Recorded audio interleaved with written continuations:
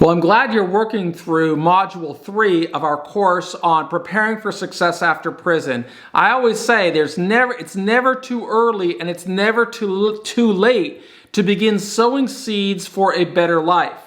One of the things that I like to share with people in jail and prison is how participation in courses like this have had really meaningful changes into other people's life. And today I'm going to tell you the story about Joshua. Joshua was incarcerated inside of a supermax prison in the state of Michigan, and he had an opportunity to access the same course that you're working through right now, preparing for success after prison. Now, I don't have to tell you if you're in a high security prison, what types of behavior do administrators consider that will require them to move from a regular prison to a supermax prison. But there are some people going through this course who are in jail or who are in lower security prisons, and they don't really get it. So with Joshua, he had a history of gang involvement and a history of serious violence while he was in prison. But he started watching these courses, and it really started to give him hope. And it gave him so much hope that he decided to completely transform his life during the last 5 years of his sentence. So he went through every one of the prison professors' programs. He can listen to all the podcasts. He read all of the books. He did all of the coursework. But not only did he do that, he set goals just like you learned how to do in this course. And those goals included going through vocational programs. So Joshua became a skilled carpenter. He became skilled in basic electricity, so like changing plugs in outlets, simple things. He became skilled as a plumber, just developing a basic understanding of how plumbing worked. And all of that resulted in him completing a series of courses that got him certified in some type of remodeling program. Well, I guess it would be in early summer 2021, he got out of prison. And when he got out of prison, he just started blowing up my phone. See out here, there's a lot of ways to communicate. I didn't understand this when I was in prison, but you can communicate with sending messages through text, and through emails and so on. And in fact, I'm going to try and find some of the earlier messages that he sent to me. Joshua, here we are. He started sending me like these real long list of text messages telling me that he just got out. Let me see if I could find the first one that he sent me. Let me see right here. Go way back there. So I guess I got the first sentence in May of 2021. And he's talking about, we corresponded through emails and your number was attached to one. This is Joshua Lease. And then he keeps writing me because I don't write him back. And it's not that I am ignoring him. I just don't have the bandwidth. I don't have the time to respond to all these people. So he's right, just checking back in with you, Michael. I know you're busy. I'm really looking forward to the video interview with you tomorrow. That was when I decided to send an interview with him. But here's the backstory. After going through all of the courses, Joshua set a goal of connecting with me when he got out of prison. And he must have sent me 30 or 40 text messages and emails telling me that he wanted to connect. I just didn't have time to reach him. Finally, he called me and I took the call and I told him, look, I didn't mean to be disrespectful in not responding. I just don't have the time to talk to everybody that goes through my courses. But I said to him, if you will allow me to record a video with you that I can use inside of our future programs for preparing for success after prison, then you can ask me anything and we'll talk for about an hour. During that hour conversation, I asked Joshua, what is he doing right now? Because he'd been out of jail by then for about 60 days. And he told me that he had purchased a vehicle, a truck, that he had a job, he was working in remodeling homes, and he wanted to start sowing seeds to develop his business. And I asked him, well, why do you want to open a business? And he said, well, because I read that you opened a lot of businesses when you got out of prison, and I want to do the same thing. And that prompted further questions, as you'll read about or watch when you see the video of Joshua. And I said to him, well, it makes, it makes more sense because I had more resources when I got out of prison than you have. And I said, tell me about the job that you have right now. Where are you working? And Joshua told me that he had found a job with a contractor, and that contractor was charging him with the responsibility of remodeling houses. And I said, well, are you able to do everything the contractor asks? And he told me that he could, because he'd set a goal while he was in prison of completing all of these courses. So the contractor just left him with another laborer there, and they were able to remodel these houses. And I said, well, where are you located? What part of the country are you in? And he told me that he was in Detroit. And I said, is it true that in Detroit you can buy houses for $10,000? And he said, yes, that's exactly the kind of houses that he's working on. His boss buys houses for $10,000. And after his boss buys the house, he remodels them, and then he leases them to people. And that's the owner's business model. So I told him, are you able to do everything? And he said, yes. I said, well, how much money does it cost of material to get these houses ready for a rental property? And he told me that it cost approximately $30,000 to $35,000 worth of materials when it comes to windows and paint and flooring and plasterboard and all that kind of stuff. And I said, and how much does the labor cost? And he told me it costs, probably about $10,000, $5,000, depending on the house, whether they're there for 2 weeks or 4 weeks or 8 weeks. And I told him, Joshua, so by the time you're all in, is it accurate that this house, you only have about $50,000 invested in the entire property? And he said, yes, that's about right. And I said, and what does that house rent for? And then Joshua explained that in that part of the country, there are many people that rent these kinds of houses, and they generally pay between $700 a month and $1,000 a month. And so I said, well, that sounds like if you've gone through all of my courses, you would know that you have a business model there with what you just described. And he asked me, how is that? And I said, well, you should set a new goal using the same strategies that you learned in our Preparing After Success prison course, and take that into the community so that you could find investors that will partner with you. And your investors will be able to buy the asset, the house. They will be able to fund the construction of the house, and they will be able to you will then be able to do all of the construction, and you should offer to manage the property. So find a tenant for them, collect the rent for them, do everything the investor needs so he has a turnkey property. And I explained to him, this is a much better way for you to build your career than to open a business. Because now you'd be able to work with other people's money, and you'd be able to help people get a pathway into becoming real estate entrepreneurs. And he told me, well, what kind of person would ever give me, a guy who was in prison, enough money to buy a house and to manage a house and everything else? And I said, Joshua, the reality that I experienced after coming out of prison are that people are willing to invest in individuals who have invested in themselves.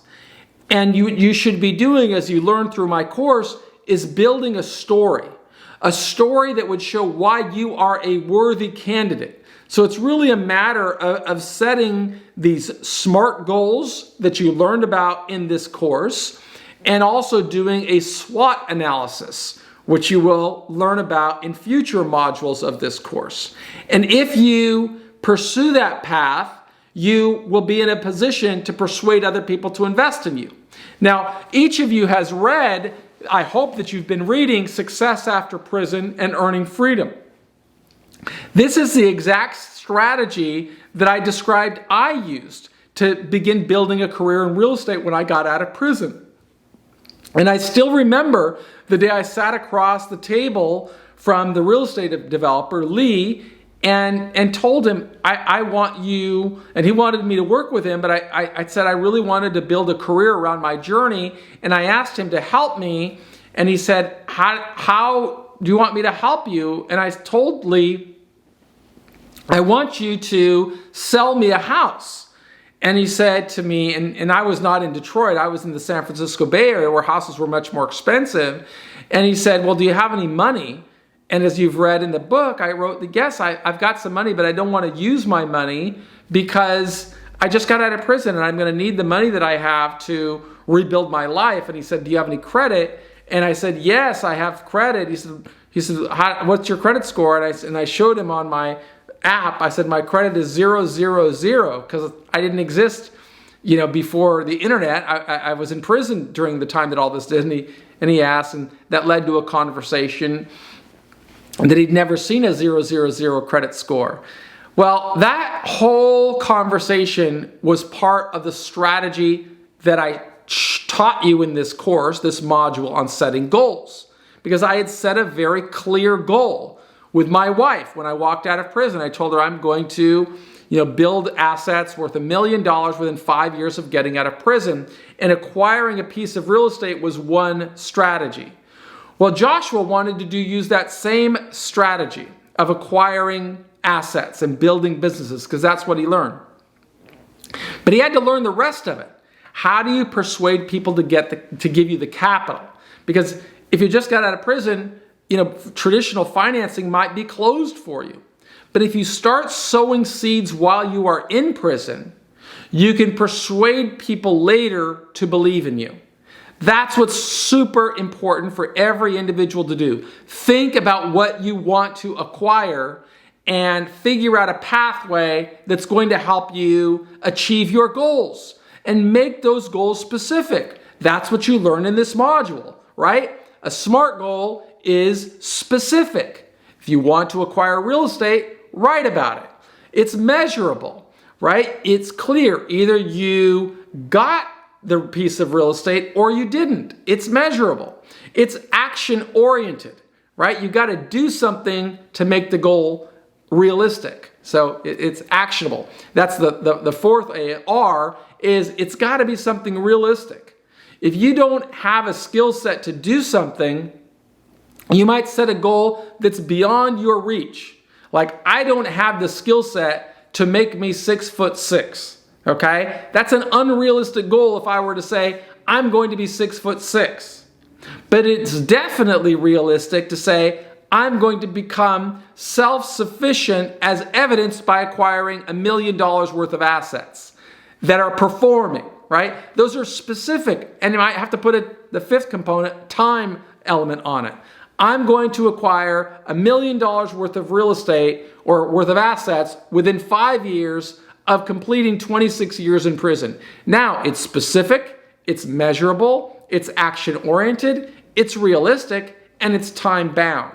That's what you learned in this lesson, and I need you to remember that while you are, preparing for this assessment. And I'm going to give you the assessment tools in just a moment, but before I do that, I'd like to play for you a kind of a sad voicemail that I got after I was working with Joshua on this program. And I just got this voicemail. I don't know if you'll be able to see this when I show it to you, but today is the end of July, and I got this email.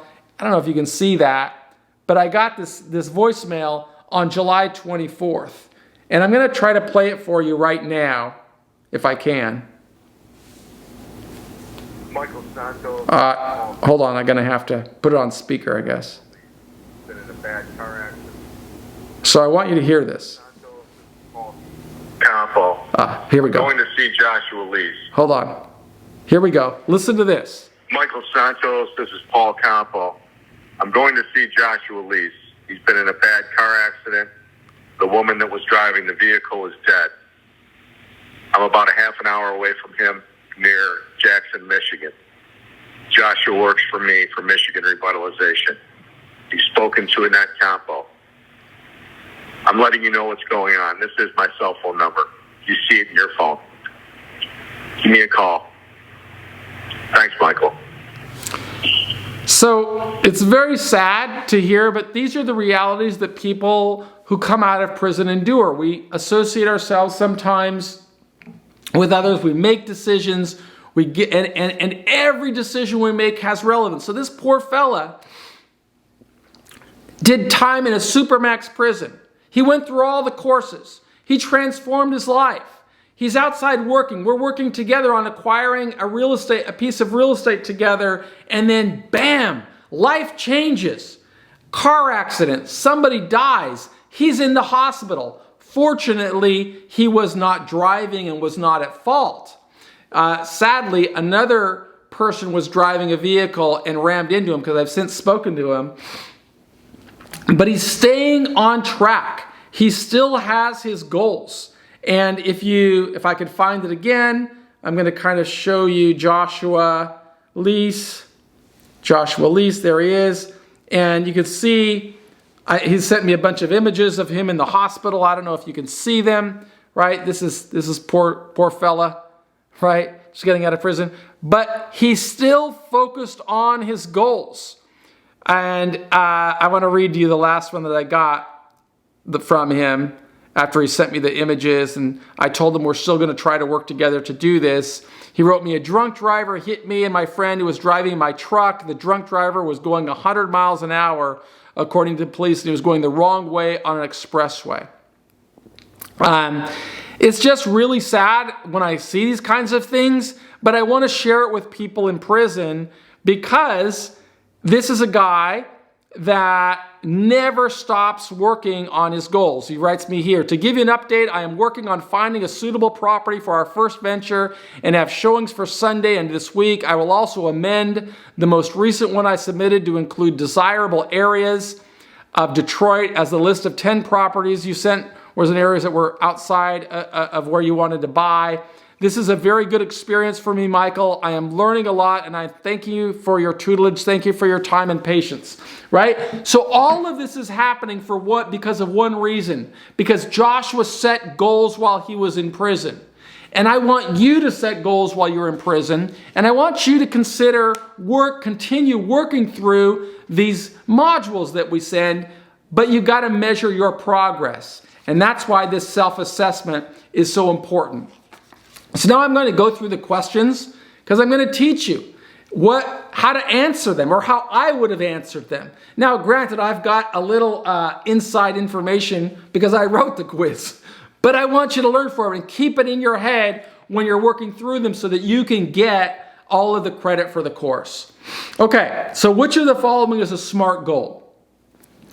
You can think about it as I answer. I'm going to become very successful once I get out of prison. I used to hear that all the time. Okay, is that a SMART goal? No, it's not a SMART goal, because it's not clearly defined. It's not specific. What does becoming very successful mean? Number 2, I'm never going to go through prison again. Well, that's also not a realistic SMART goal, because it doesn't give me a time bound, right? There's no time on it. Specific, measurable, action-oriented, realistic, and time-bound. How about this one? I'm going to get out of prison earlier than what my release date indicates. That's not a goal. You don't have any ability to do that. You don't decide when you're going to get out of prison, not in an objective way, maybe in an indirect way through your behavior, but a SMART goal needs to be specific, measurable, action-oriented, realistic, and time-bound. So here's the right answer. I am going to start reading and finish reading one book every month of my imprisonment that will help me prepare for success upon release. Bingo! SMART goal, right? Number 2, which SMART goal would coincide with the value category of education? Because remember, your goals should align with your values. I'm going to learn how to speak Spanish. Okay? I'm going to become a better student. Okay? I'm going to get my GET. Well, all of those are things that you should aspire to do, but they don't have the time element. So they don't coincide. That's why they're okay, but they're not a SMART goal. Within 1 year, I'm going to pass the examinations necessary to qualify for the welding program. That's specific, right? Because he says what he's going to do. He gives him a time bound. It's realistic. He knows exactly what he's going to do. He doesn't say he's going to get into the program. He's going to say to qualify for the program. So let's go to number 3. Why isn't the following a SMART goal? I am going to succeed when I get out of prison. Well, the goal doesn't define what I mean by success. So, I cannot measure success because I didn't define it. I did not define what I am going to do, or for all of the above. The answer is all of the above, okay? We need to be very specific when we're setting goals. Otherwise, we're going to be these people that just talk about what we're going to want to achieve, and rather than doing something meaningful, measurable, realistic. What does the author say about how the goals we set should relate to the values by which we live? Goals are flexible and should not get in the way of decisions we want to make. Goals and values are the same thing, so it doesn't matter how we live. The author does not connect his goals to his values. Well, all of those are wrong. Here's the right answer. And I wrote about this in the module. Everything we think, everything we say, and everything we do should be in harmony with our goals. If I say I want to get out of prison at the earliest possible time, which might be 1 year, everything I think, say, and do should be consistent with that, right? I shouldn't be violating the disciplinary code. I shouldn't be using drugs. I shouldn't be fighting. I should be really deliberate to make sure I'm on track. I heard the story about a guy who was in a high security penitentiary, and he wrote me, and he said he wanted to get to a medium security prison, but he understood there's a lot of pressure in the high security penitentiary. And so he had to check in and stay in his housing unit basically the entire last 6 months of his sentence, because he knew that other people in the high security yard would be pressuring him to commit some type of act so he wouldn't leave the high security penitentiary. We'll talk a little bit more about that in future modules. How are SMART goals different from just saying you're going to do something? Well, there is a difference. There is no difference between a SMART goal and a general pledge to do something. Is that the right answer?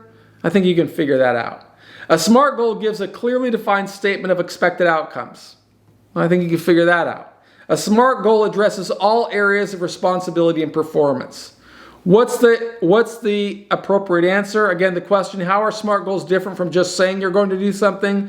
Well, B and C are the answer, right? There's two right answers here. SMART goal does give a clearly defined statement of expected outcomes, and it also addresses areas of responsibility and performance. Let's go to number 6. What does SMART stand for? Special, meaningful, agreeable, responsible, temporary. That's wrong. Super, mighty, actual, reasonable, tough. That's wrong. Significant, maybe, available, rational, total. That's wrong. Here's the answer. Specific, measurable, achievable, relevant, time-bound. Achievable could also be used as action-oriented. But that's the best answer of the 4. 7. Which of the following represents an affirmative step the author took to build a record of living transparently? He wrote a letter to a journalist and described the steps he would take to use his time in prison to prepare for a law-abiding, contributing life. B. He pledged to keep a journal that would detail his pursuit of educational credentials while in serving time. C. He offered to cooperate with authorities.